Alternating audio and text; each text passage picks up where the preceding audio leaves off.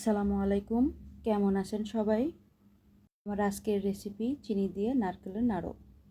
1.5 cup কোরানো নারকেল নিয়ে নিয়েছি। আমি যে পাত্রে নারকেলের নাড়ু বানাবো সে পাত্রে নারকেলটা নিয়ে নিলাম। নারকেল যত ভালো করে কোরানো হবে নাড়ুটা ততই মসৃণ হবে।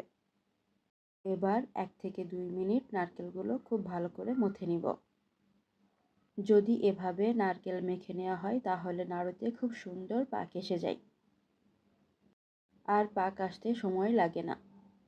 নারকেলটা খুব ভালোভাবে মেখে নেওয়া হয়ে গেছে। 1 কাপ নারকেলের জন্য আমি আধা কাপ চিনি নিয়ে নিয়েছি। 3 থেকে 4 মিনিট চিনি ও নারকেল খুব ভালোভাবে মেখে নিতে হবে। যে কাপে আমি নারকেল মেপে নিয়েছিলাম সেই কাপেরই আধা কাপ চিনি আমি এখানে দিয়ে দিয়েছি। যত ভালোভাবে মাখা হবে ততটাই মসৃণ হবে নাড়ুগুলো। এবার পাত্রটি ধরে সরাসরি আমি চুলায় বসিয়ে দিব।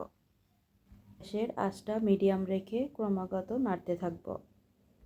নাড়ু তৈরির ক্ষেত্রে চিনি বা গুড় যেটাই ব্যবহার করেন না কেন, জন্য মাপটা কিন্তু সঠিক হওয়া ভীষণ জরুরি।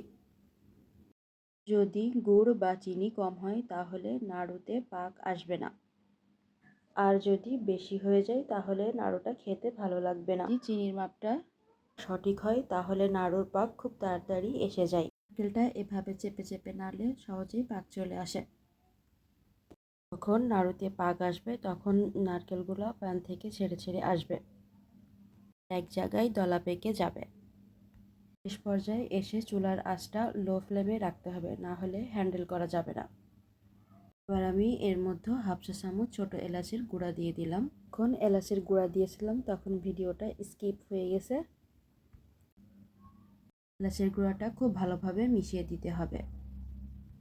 নাড়ু পাক এসেছে কিনা হাতে করে একটু চেক করে নিতে হবে। নাড়ুর পাক আসলে চুলাটা বন্ধ করে দিতে হবে। যখন গোল বলের মতো করা যাবে তখন বুঝতে হবে নাড়ু তৈরির জন্য রেডি হয়ে গেছে। নাড়ুর পাক এসে গেছে, আমি হাতে নিয়ে একটু দেখিয়ে দিচ্ছি। আমি চুলাটা বন্ধ করে দিব, একটু ঠান্ডা করে নিব। ভীষণ গরম আছে। নাড়ু পাকানোর আগে হাতে কিছুটা তেল বা ঘি মেখে নিতে পারেন। শুধু প্রথম পর্যায়ে তেল বা ঘি মেখে নিতে পারেন।